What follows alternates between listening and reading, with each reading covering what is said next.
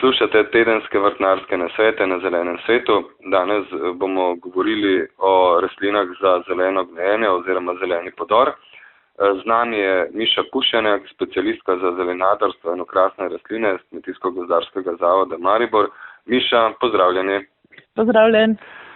Miša, nam zaupate, kdaj in kam v kolobarju sejemo belo gorjušico, oljno redkev, ajdo, facelijo, aleksandrijsko in perzijsko deteljo. Vse te rastline namreč uvrščamo med neprezimne oziroma neprezimne rastline za zeleni podor.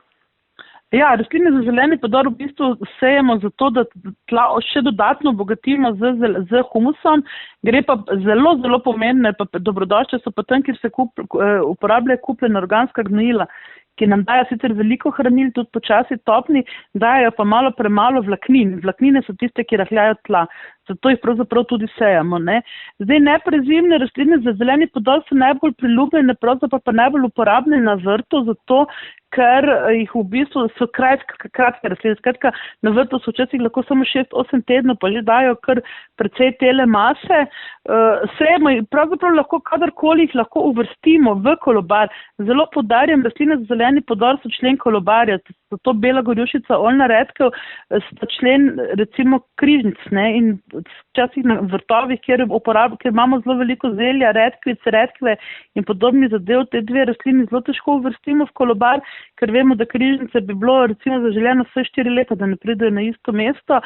Facelija je takšna uporabna zadeva, zato ker jo lahko sejemo kadarkoli, kamorkoli, glede na to, da ni v sorodu z nobeno vrtnino in ni treba paziti na kolobar, ima pa eno takšno pomanjkljivost za moje pojme, namreč krasno cvetenje, tudi lepa za vaze in vse, ampak ta njena modra barva, če bi cvetela sredi poletja, recimo zdaj na vrtu, v tem trenutku, bi privabila tripse. No, to je tista prava barva za tripse in zaradi tega lahko, ali pa tudi pršico, zaradi tega lahko imamo tega škodljivca še več. Zato jaz res za facelijo priporočam, razen tistim, ki imajo še čebele in jih sejo, pravzaprav tudi zato, da čebelam zagotovijo pašo, da jo sejemo šele nekje v začetku avgusta. Potem bo začela cveteti v drugi polovici septembra, ko nam običajno tile resari ne delajo več takšnih težav. Prav belo gorjušico, oljno redkev lahko sejemo tudi zgodaj spomladi, naprimer ker kalita že pri nizkih temperaturah pred papriko, da nam tla nekako zrahljata.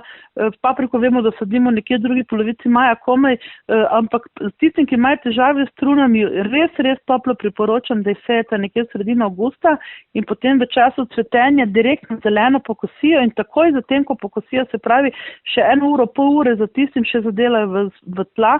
Namreč v tem trenutku, takoj ko so še sokovi še tečejo ven pravzaprav iz teh hran in pridejo v stik z vodo, zato je tudi dobro zalit, posebej če je suho, se začenja sproščati podobni plini, kot se sproščajo iz apnenega dušika. Skratka, plini, ki zadušijo marsikatero struno oziroma jo uničijo, tako da si na tak način tudi malo pucamo vrt, pa nasploh veljata obe dve rastlini za odganjalce strun pravzaprav na vrtu. Je pa, se pravi, težavo pač imate z tem, da v kolobarju s križnicami, se pravi z kapusnicami in njihovimi sorodniki, pravzaprav moramo to upoštevati. Odlična je tudi oljna redkev v kolobarju, kjer imamo ozek paradižnikov, krompirja, kolobar. Skratka, če bi si jo lahko uvrstili na kak način v kolobar, tudi v rastlinjakih, vmes med paradižnik, kar je seveda težko, ker Slovenci bi imeli paradižnik od februarja pa do decembra, da bi bilo to zelo dobro. Se pravi, ena varianta je, da sadimo paradižnik v dveh rundah. To tudi delajo zdaj že moji večji kmetje, da ga prvega sadijo normalno čim bolj zgodaj, začetku aprila v rastlinjak, drugega pa pol še konec junija enkrat, zato da v jeseni se ne ukvarjajo s tistimi že šibkimi rastlinami, ki so že precej rodile, ampak pravzaprav pustijo roditi tem novim rastlinam junijskim in na tisto mesto lahko posejemo recimo oljno redkev, ali pa na tistih tam, ki imajo kakšno majhno njivico in na njivici seveda mora biti najmanj nekaj krompirja in tudi ozek kolobar, da vmes takoj po spravilu krompirja posejemo oljno redkev in jo pustimo premrzniti, čisto preprosto premrzniti čez zimo in jo potem spomladi sejemo. Detelce, aleksandrijska, perzijska, podzemna, medena detelca, To so pa deteljice, ki so krasno dišijo, tako da so vedno dobrodošle na vrtu v vsakem letnem času ali spomladi, da nam celo poletje pravzaprav kakšno gredo spočijejo, ne. Deteljice sadimo, deteljo nasploh sadimo, tudi da se gre vrt, zemlja spočije, naužije, bom rekla, prostora, miru, kot gremo mi na dopust. Tele je boljše sejati spomladi, vsekakor jih pa lahko še zdaj sejemo. Velja pa, da nekje do sredine julija je smiselno, bolj pa pravzaprav nam te enoletne deteljice ne dajo tega, kar bi si mi od njih želeli. Mogoče še eno rastlino, ki je doma včasih bila kar na vsaki slovenski njivi, zdaj je ne opazimo toliko, tukaj mislim predvsem na ajdo. Ja, ajda je pa ena izmed rastlin, pravzaprav so izredno skromna rastlina, ki pa nam da ogromno od tega, da je zdravilna, do tega, da je čebelja paša, do tega, da nam da pravzaprav zrno, ki je zelo iz katerega dobimo zelo kvalitetno moko, pa ni žito, ne, oziroma ni trava, kar pomeni, da nam v kolobarju v žitih ne dela težav, ono obratno, pa še nekaj naredi, zemljo zelo dobro očisti enoletnih plevelov, se pravi, govorimo o semenskem plevelu, seveda ne govorimo o trajnem plevelu in je lahko sejemo pravzaprav kadarkoli, posebej tisti, ki bodo ajdo imeli za zdravilno rastlino, ker namreč zdravilni deli so pravzaprav nadzemni deli v času cvetenja, kar pomeni, da imamo čim več teh zelenih delov imamo, boljše je, jo lahko sejo že spomladi. Je pa res, da je malo bolj toploljubna, kar pomeni nekje v začetku maja ali pa konec aprila, če je dovolj toplo. In seveda potem te dele sproti režejo in sušijo in jih uporabljajo tako za obloge kot za čaje, za pač različne namene, za čemer je namenjena. Drugače pa kot takšna rastlina kompaktna, pa tudi mogoče za kakšno zrno na koncu, čeprav jaz tega ne predlagam, jaz res predlagam, da ajde ne pustimo dozoreti na vrtu, namreč ker kot plevel je pa zoprna, zato ker je sebična, kot sem prej rekla, ona uničuje kaleče rastline, ne, mi rečemo plevel, ampak če je to vrtnina, je tudi vrtnina, skratka kot plevel je ne smemo puščati na vrtu cveteti, ker okrog sebe tistim rastlinam škodi. Ne, in zato je pol skoraj boljše sejati nekje konec julija, celo začetku avgusta, tako da je pravzaprav tudi mrazu mori, preden začne seme kaliti, skratka preden naredi seme.